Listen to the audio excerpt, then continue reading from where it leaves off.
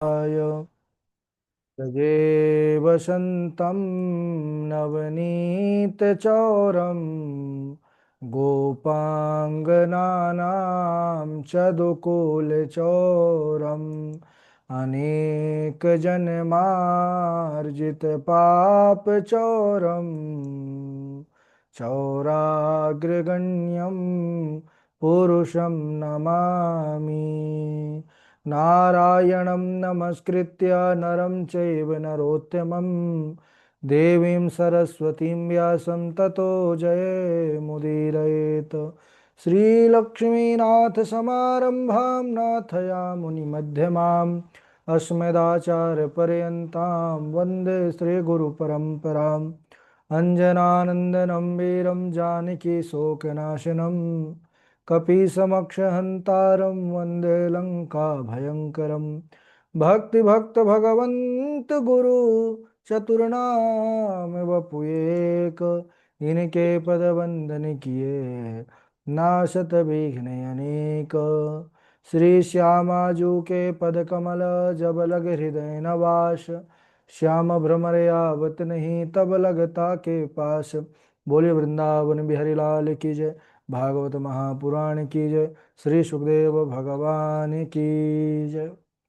परम मंगलमय परात्पर अखिलेश्वर अचिंत कल्याण गुणगण निधान सर्वेश्वर सर्वाधिपति अकारण करुणा वरुणालय अकारण करुणाकारक सकल जन कल शापहारक परात्पर परब्रह्म सच्चिदानंद स्वरूप परमपिता परमात्मा श्री राधा गोविंद सरकार राधा रमण बाधा हरण श्री बांके बिहारी लाल उनका यह वांगमय शब्दमय विग्रह श्रीमद् भागवत महापुराण।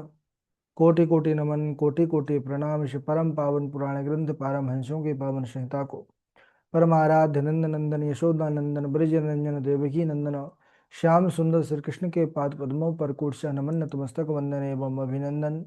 उनकी आह्लादनी शक्ति प्राणप्रिया जगत वंदनी वृषभान वंदनी भासुती जगदीश्वरी बरसाने वाली श्री किशोरी जो के पावन चरणारविंदों पर कूटसा प्रणति समस्त भूतादिक सीय राम मैं सब जग जानी, करहूँ प्रणाम जोर जुग पानी। सज्जनों, हम सबका परम सौभाग्य भागवत साप्ताहिक कथा सीखने का सदसंकल्प विचार लेकर के एक स्थान पर एक साथ जुड़ करके और यह भागवत साप्ताहिक कथा की तैयारी कर रहे हैं। ये प्रभु की बड़ी महती कृपा है हम सबके ऊपर। हम सबका ये परम दायित्व है, कर्तव्य है कि जो अवसर मिला है इसका पूर्ण रूप से लाभ लें। सच्ची लगन निष्ठा और परिश्रम के साथ विधिवत रूप से इस चरित्र को, इस श्लोक को, प्रसंग को बढ़िया से तैयार करें। हम सब कल के दिवस पर चर्चा कर रहे थे कि जब महाराज परीक्षित को शमी को पुत्र श्रृंगी का श्राप मिला कि इति लंघित मर्यादम तक्षकः सप्तमे हनि, 7वें दिन महाराज का तक्षक के डसने से प्राणांत हो जाएगा, तो महाराज परीक्षित अपना राज्यपाठ पुत्र जन्मेजय को सौंप करके सुखताल जैसे पावन तीर्थ में आ गए। सुखदेव मुनि वहां पर उनके कल्याण के लिए, जगत कल्याण के लिए प्रकट हुए। तत्राद्भवत भगवान व्यासपुत्र। सभी ऋषि मुनि जो हजारों की संख्या पर वहां पर बैठे हुए थे, सबने उठ करके उनका अभिवादन किया। और जो महाराज परीक्षित का प्रश्न था कि अतः पृच्छामि संसिद्धिम योगिनाम परमम गुरुम पुरुषस्य यत्कारम म्रियमाणस्य सर्वतः यत् श्रोतव्यमतो जप्यम यत् कर्तव्यम नृभिः प्रभो स्मर्तव्यम भजनीयम व ब्रूहि यदवा विपर्ययम्। उन प्रश्नों की प्रशंसा करते हुए सुखदेव भगवान ने कहा कि वरीयानेशते प्रश्नः कृतो लोकहितम नृप। आपका प्रश्न बड़ा ही लोकहितकारी है, जगत कल्याण करने वाला है। और उन्होंने कहा कि हे परीक्षित, ये जो परमपिता प्रभु श्री कृष्ण की सुंदर सगुण लीलाएं हैं, उनके सगुण सुंदर शाश्वत चरित्र हैं, उनका ऐसा प्रभाव कि जो निर्गुण निराकार की भक्ति करने वाले हैं, ध्यान करने वाले हैं, वो भी सगुण के उपासक हो जाते हैं। पहले मेरी भी निष्ठा निर्गुण ब्रह्म में थी। परिनिष्ठितोपि निर्गुण्या उत्तम श्लोक लीलया गृहीत चेता राजर्षि आख्यानम यदधीतवान।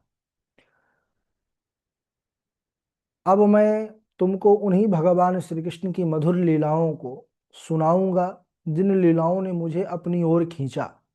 और उन्हीं लीलाओं को सुन करके मैं खींचा खींचा अपने पिता वेद व्यास जी के पास गया और उनसे यह श्रीमद् भागवत महापुराण का अध्ययन किया। उनसे मैंने यह कथा को सुना। तो मैं आपको उसी परम पुराण श्रीमद् भागवत की कथा सुनाऊंगा, और जिससे आत्म कल्याण होता है। उन्होंने यह भी कहा कि आपके पास 7 दिन हैं, ये सोच करके बिल्कुल भी डरना नहीं है, घबराना नहीं है। क्यों? क्योंकि सूर्यवंश में महाराज खटवांग हुए हैं, उनके पास मात्र 48 मिनट इतना समय बचा था, और उतने में ही उन्होंने भगवत धारणा किया। भगवान का विशेष कृपा उनको मिली और वह भगवत धाम को प्राप्त कर लिए। तो आपके पास तो 7 दिवस हैं। सबसे पहले जब मृत्यु का समय निकट आए तो घबराना नहीं चाहिए।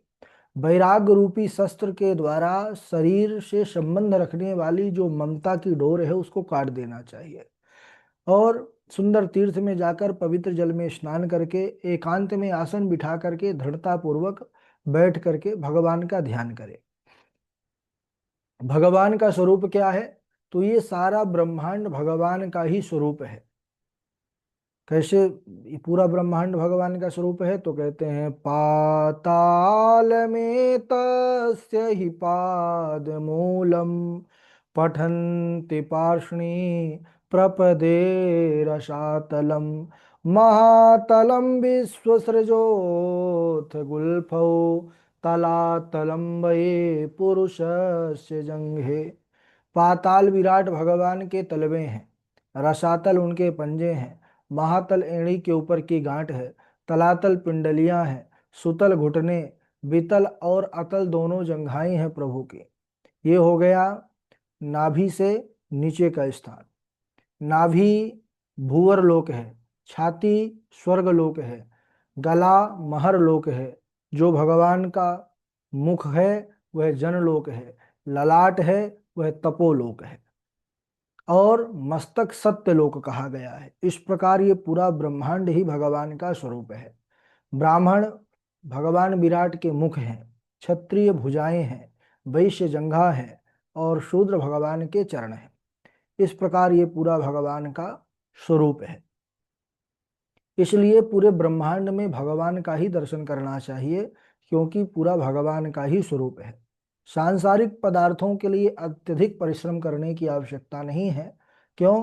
क्योंकि भाग्यवशात उनकी प्राप्ति स्वतः ही हो जाएगी। आयुः कर्मञ्च वित्तञ्च विद्या निधनमेव च पंचैतान्यपि सृज्यन्ति गर्भस्थस्यैव देहिनः। क्योंकि कहा गया है शास्त्रों में कि जब मनुष्य गर्भ में आता है तभी पांचों का निर्माण हो जाता है: आयु, कर्म, वित्त यानी धन, विद्या और मृत्यु।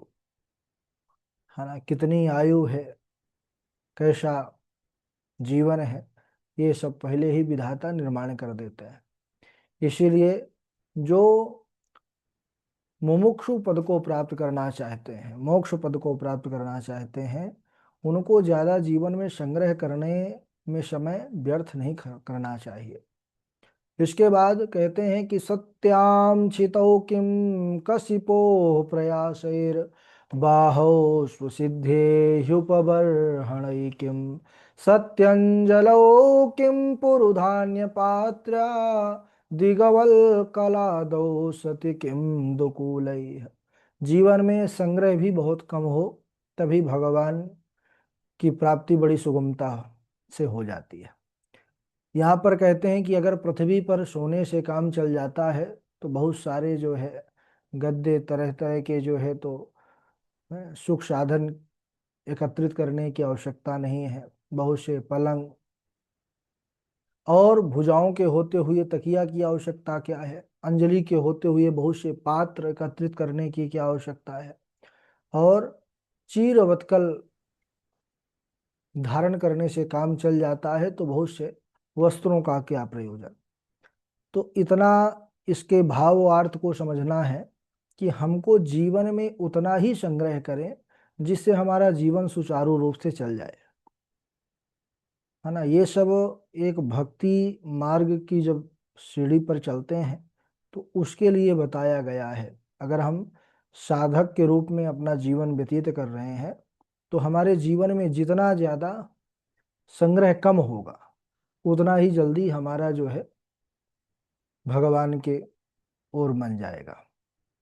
इसके बाद कहते हैं कि चीराणि किम पथि न संति दिशन्ति भिक्षाम नैवांघ्रिपा परिभृतः सरितोपशुष्यन् रुद्धा गुहा किमजितोवतिनोपसन्नान् कस्माद् भजन्ति कवयो धन दुर्मदान्। कहते हैं कि क्या मार्ग में चीरवत्कल नहीं पड़े रहते, क्या वृक्षों ने फल फूल की भिक्षा देना बंद कर दिया, क्या नदियों का जल सूख गया, क्या भगवान जो शरणागतों की रक्षा करने वाले हैं वह रक्षा करना बंद कर दिए, पालन करना बंद कर दिए। बोले नहीं। तो फिर बोले तो जो विद्वान लोग हैं वह धन के मद में अंधे लोगों की चापलूसी क्यों करते हैं। अरे वह परमात्मा ही सबका दाता है, इसीलिए, है ना, बहुत ज्यादा हाथ पैर मारने की आवश्यकता संसारियों के मध्य में नहीं होनी चाहिए। एक बहुत बड़ा सुंदर आख्यान आता है संतों का भाव कि एक अलमस्त संत थे, वह शमशान में रहा करते थे। शमशान भूमि सब जानते हैं जहां पर अंतिम संस्कार होता है, तो वहीं पर वो रहते थे। जहां सब अंत में जाते थे बाबा वहां पहले से ही अपना आसन जमाए बैठे थे। तो दिन रात भजन किया करते थे। तो गांव वाले जब गए कभी और बाबा के तपस्या को, उनके जो है तो भजन को देखे तो बोले बाबा चलिए पास में ही नगर है, वहीं पर चलिए, वहीं पर हम आपको कुटिया बना देंगे, वहीं पर रहिए और पूरे जो है तो नगर वासियों पर अपनी कृपा करिए। बाबा कहने लगे कि अच्छा क्यों चलूं, मैं क्या करूंगा नगर में जाकर के। उन्होंने कहा महाराज सबसे मिल लीजिएगा, नगर में बहुत लोग हैं, यहाँ तो अब कम ही लोग आते हैं, यहाँ तो वही आते हैं जो चले जाते हैं, उनको लेकर के कुछ ही लोग आते हैं। तो उन अलमस्त संत ने कहा देखो भाई मैं नगर में जाऊं सबसे मुलाकात हो ये आवश्यक नहीं है, निश्चित नहीं है, क्योंकि घर में आजकल रह कौन पाता है ना। घर गृहस्थी संसार को चलाने के लिए बालकों पुत्रों का संतानों का पालन पोषण करने के लिए देश विदेश घूमता रहता है व्यक्ति। तो वहां जाएंगे सबसे मिलेंगे जरूरी नहीं, लेकिन जिस जगह पर हम हैं एक दिन यहीं पर सबको आना है, यहाँ पर जरूर सबसे मुलाकात हो जाएगी, तो हम यहीं से मिल लेंगे सबसे। अब उन गांव वालों ने भी ज्यादा जिद नहीं किया कि चलो भाई संत हैं कहीं क्रोधित होकर श्राप ना दे दें। उन्होंने कहा महाराज ऐसा करते हैं आपके लिए यहीं पर कुछ व्यवस्था करते हैं, गद्दे तकिए का, आप जमीन पर लेटे रहते हैं। उन अलमस्त संत ने बड़ा सुंदर जवाब दिया, क्या जमी पर लेट जाते हैं सिराने हाथ रखते हैं, हम तो अपना गद्दा तकिया सदा ही साथ रखते हैं। बोले जमी पर लेट जाते हैं, ये धरती ही हमारा पलंग है, धरती पलंग है और ये हमारे जो हाथ हैं इन्हीं को अपने सर पर रख लेते हैं भुजाओं को, यही हमारा जो है तो तकिया बन जाता है। ये हमारे सदा साथी हैं, क्योंकि धरती भी सर्वत्र मिलेगी, हाथ भी हमारे पास है, इसलिए हमको गद्दे तकिए की आवश्यकता नहीं है। तात्पर्य क्या है कि जीवन में जितना ज्यादा कम संग्रह होगा उतनी जल्दी ही भगवत कृपा होगी, क्योंकि हमारी ममता बटेगी नहीं ज्यादा जगह। श्री सुखदेव जी राजा परीक्षित से यही बात समझा रहे हैं कि परीक्षित भगवान का चाहिए कि निरंतर ध्यान करें। और कैसे ध्यान करें, सुंदर एकांत में बैठ करके दृढ़ता पूर्वक पहले बैठने का अभ्यास करें, बैठने के बाद भगवान को आंखों को बंद करके विचार करें कि प्रभु हैं कैसे, कैसे हैं भाई। तो हम सब ने खूब पढ़ा है सुना है संतों के द्वारा पुराणों में, कैसे हैं प्रभु हमारे, सशंख चक्रम शकरीटकुण्डलं सपीतवस्त्रं सरसीरुहेक्षणं सहारवक्षस्थलकौस्तुभस्त्रियं नमामि विष्णुं शिरसा चतुर्भुजम। आप जिसकी उपासना करते हो, है, उसका स्वरूप आपको मिल जाएगा। आप देखते हैं चित्र के माध्यम से, तो भगवान का सुंदर स्वरूप है। हमारे नारायण कैसे हैं? सुंदर, उनका प्रादेश मात्र का स्वरूप है। चार भुजाएं हैं जिनमें उन्होंने शंख चक्र गदा पद्म धारण कर रखा है। प्रसन्नता से युक्त प्रभु का मुखार बिंद है ना। आंखों को बंद करके देखिए कि प्रभु की चार भुजाएं हैं, सुंदर श्यामल वर्ण है, घुंघराले बाल हैं, पीतांबर फहरा रहा है। प्रभु जो है सुंदर प्रसन्नता से युक्त मुखारविंद है, हमारी ओर कृपा दृष्टि से निहार रहे हैं। ऐसे भगवान को आंखों को बंद करके उनका ध्यान करना चाहिए। इससे होगा क्या?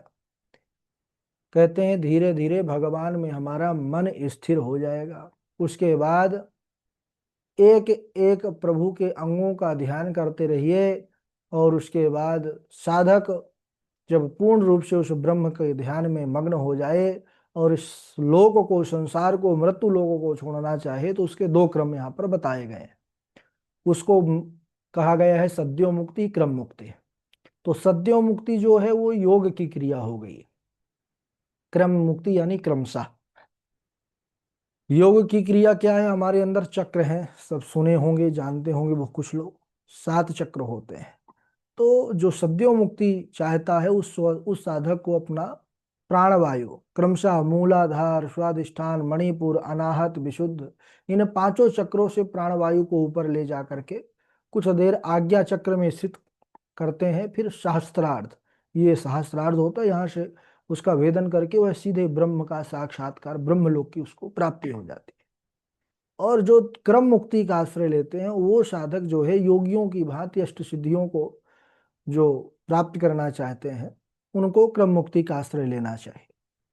वह साधक मन इंद्रियों के साथ शरीर से बाहर निकलता है और कई लोकों में भ्रमण करते हुए पहले अग्नि लोक में जाता है। वहां जो उसके बचे कुचे मल होते हैं वो जल करके भस्म हो जाते हैं। फिर वह ज्योतिर्मय शिशुमार चक्र में पहुंचता है। शिशुमार चक्र से महर लोक की उसकी गति होती है। और जब प्रलय के समय शेषनाग के मुख से निकली हुई ज्वाला लोकों को जलाने लगती है, तब वह साधक ब्रह्मलोक को प्राप्त हो जाता है।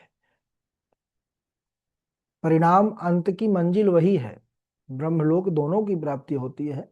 इसको सरल भाषा में समझे, जैसे हमको यात्रा करना है, हमको जो है वृंदावन से कहीं जाना है दूर। हाँ, तो हम, एक हो गया कि आप जो है कोई, जैसे बम्बई जाना है तो कोई नज़दीकी एयरपोर्ट पर जा करके दिल्ली से बैठे और सीधे बम्बई पहुंच गए। और एक हो गया बस और ट्रेन से धीरे धीरे सब जगह रुकते हुए क्रमशः वहां पर पहुंचे, है ना। तो ये है सद्यो मुक्ति और क्रम मुक्ति। सद्यो मुक्ति जो है वो क्रमशः योग की क्रिया है और उसके द्वारा प्राणवायु को उस ब्रह्मलोक तक पहुंचाया जाता है। इसके बाद कहते हैं श्री सुखदेव जी महाराज परीक्षित से कि अगर सांसारिक कामनाओं की भी कामना है, इच्छा है, तो हमारे वैदिक मंत्रों का, अनुष्ठानों का, देवताओं का आशीर्वचन लेना चाहिए। भूत प्रेत आदि के चक्कर में नहीं पड़ना चाहिए। अगर ब्रह्म तेज की किसी को कामना है कि हमारा तेज बड़ा प्रखर हो, तो उसको बृहस्पति की उपासना करनी चाहिए। संतान की जिसको कामना है उसको प्रजापतियों की उपासना करनी चाहिए। और तेज के लिए अग्नि की उपासना करनी चाहिए। अग्नि के अंदर कितना तेज होता है। इसी प्रकार बहुत सी कामनाओं का यहाँ पर वर्णन किया गया है कि अगर धन की इच्छा है, धन की, बहुत बड़े धनाढ्य बनना चाहते हैं, तो आपको अष्ट वसुओं की उपासना करनी चाहिए। अगर स्वर्ग की इच्छा है, स्वर्ग घूमने की, स्वर्ग के सुख भोगने की, तो देवताओं की उपासना कीजिए। आयु की वृद्धि चाहते हैं कि हमारी बहुत बड़ी आयु हो, तो अश्विनी कुमारों की उपासना करना चाहिए। अच्छा रूप चाहते हैं, सौंदर्य चाहते हैं, तो गंधर्वों की उपासना करनी चाहिए। यश के लिए कि हमारा चारों ओर यश हो, तो यज्ञ नारायण भगवान की उपासना करना चाहिए। अगर विद्यावान बनना चाहते हैं, विद्या विद्वान बनना चाहते हैं, तो भगवान शंकर की विद्या कामस्तु गिरीशम, भगवान शंकर की उपासना करनी चाहिए। और गृहस्थ का जीवन, जो पति पत्नी का जीवन है, उसमें सामंजस्य बना रहे, प्रेम बना रहे, सौहार्द बना रहे, उसमें माता पार्वती, भोले बाबा, सांब सदाशिव भगवान का पूजन करना चाहिए। इसके बाद अकामः सर्व कामो वा मोक्ष काम उदारधी तीव्रेण भक्ति योगेन यजेत पुरुषः परम। अब इसमें भाई बाद में सुखदेव भगवान ने कह दिया, क्योंकि अब कामनाएं तो मनुष्य के अंदर कितनी होती हैं, कामनाओं का अंत नहीं है। अब कामनाओं में ही 18,000 श्लोक न हो जाएं, इसलिए उन्होंने कुछ कामनाएं गिनाया और बोल दिया अकामः, कोई कामना ना हो, अथवा सर्व कामो वा, या फिर कोई भी संसार की कामना हो, या मोक्ष की भी कामना हो, तो तीव्र भक्ति योग से यजेत पुरुषम परम, उस परम पुरुष, कौन परम पुरुष, भगवान नारायण का स्तवन करना चाहिए। बोलिए भक्त वत्सल भगवान की जय। समय हो चुका है, आज यहीं तक। इसके आगे का जो प्रसंग है उसको हम अगले दिवस श्रवण करेंगे। आइए बारी बारी से अब श्लोक सुनाइएगा। सबसे पहले हमारे झा जी हैं, और झा जी के बाद फिर श्रुति जी हैं, उनके बाद रविशंकर त्रिपाठी जी हैं, फिर शिवानी मिश्रा जी हैं, और शुभम उपाध्याय जी हैं, अनुपम तिवारी जी हैं, उनके बाद आचार्य शिवनंदन जी हैं, साध्वी नेहा जी हैं, निसर्ग पाठक जी हैं, नेहा किशोरी जी हैं, मयूर जी हैं, रोशनी जी हैं, कमलेश पांडे जी हैं, पावनी जी हैं, और उनके बाद कुसुम शर्मा जी हैं, है ना, हर्षिता जी हैं, और अदिति चौबे जो जुड़े हुए हैं, इष्टि हैं, लवकुश कुमार शुक्ला जी हैं, है ना, और रितु गोस्वामी हैं, कृष्णा जुड़े हुए हैं। ठीक है, बाकी नाम बाद में भी ले लेंगे। महेश जी जुड़े हुए हैं। चलिए प्रारंभ करिए झा जी। राधे राधे गुरु जी। राधे राधे। इति लंघित मर्यादम तक्षकः सप्तमे हनि। इति लंघित मर्यादम तक्षकः सप्तमे हनि। दंक्षयति अस्म दंक्षयति अस्म कुलांगारम। चोदितो मे तदद्रुहम्। अतः पृच्छामि संसिद्धिं योगिनां परमं गुरुं। पुरुषस्येह यत् कार्यं म्रियमाणस्य सर्वथा। यत् श्रोतव्यमथो जप्यं यत् कर्तव्यं नृभिः प्रभो। असमर्तव्यं भजनीयो वा असमर्तव्यं भजनीयं वा ब्रूहि यद्वा विपर्ययम्। राधे राधे गुरु जी। हाँ राधे राधे। सुनाइए, इनके बाद श्रुति है। राधे राधे गुरु जी। जी राधे राधे। कौमार आचरित प्राज्ञो धर्मान् भागवतानिहा। दुर्लभं मानुषं जन्म तदप्याध्रुवमर्थदम्। गुरु शुश्रूषया भक्त्या सर्वलब्धार्पणेन च। संगेन साधु भक्तानामीश्वराराधनेन च। राधे राधे गुरु जी। गुरु जी हम कुछ कह रहे थे। हाँ बोलिए। गुरु जी, हमारे जो प्रवचन का नंबर था वो जिस दिन था उस दिन हम तो क्लास में ज्वाइन नहीं किए थे, तो अगर कल मतलब दूसरे दिन जब कक्षा होगी, अगर किसी हम कर सकते हैं हमारा प्रवचन। हाँ हाँ हो जाएगा, थोड़ा सा देखिए, हम फिर बात करते हैं आपसे। चलिए रविशंकर जी सुनाइए। रविशंकर राधे त्रिपाठी राधे जी गुरु के जी। बाद शिवानी जी। राधे राधे। बुध बुधाइव तोयेषु मशकाइव जन्तुषु जायन्ते मरणायैव कथा श्रवणवर्जिताः। पानी केरा बुध बुधा असमानुष की जात देखते ही छिप जाएगा जो तारा प्रभात। राधे राधे गुरु जी। राधे राधे। शिवानी जी सुनाइए। राधे राधे गुरु जी। यत् श्रोतव्यं मधो जप्यं यत् कर्तव्यं निविप्रमो प्रभो। स्मर्तव्यं भजनीयं वा ब्रूहि यवदा विपर्ययम्। राधे राधे गुरु जी। राधे राधे। शुभम जी सुनाइए, शुभम उपाध्याय जी, फिर अनुपम तिवारी जी। राधे राधे गुरु जी प्रणाम। राधे राधे, सुनाइए। अतः पृच्छामि संसिद्धिं योगिनां परमं गुरुं पुरुषस्येह यत्कार्यं म्रियमाणस्य सर्वथा यश्रोतव्यं यश्रोतव्यमथं जप्य मत् यश्रोतव्यमथो जप्य यत्कर्तव्यं निभिः प्रभु स्मर्तव्यं भजनीयं वा ब्रूहि यद्वा विपर्ययम्। राधे राधे गुरु जी। राधे राधे। अनुपम तिवारी जी, सुनाइए। राधे राधे गुरु। राधे राधे।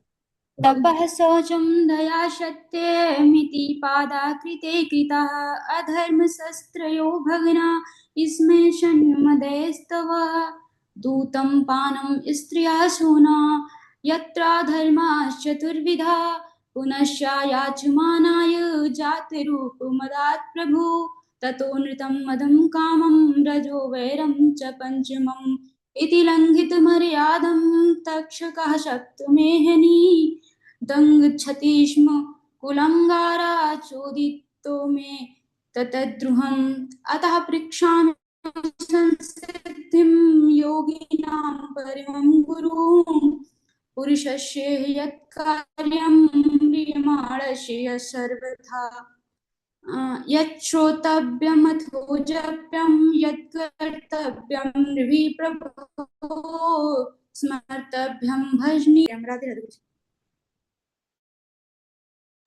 जी, चलिए, इनके बाद आचार्य शिवनंदन द्विवेदी जी सुनाएंगे, फिर पावनी जी हैं। राधे राधे गुरु जी। राधे राधे।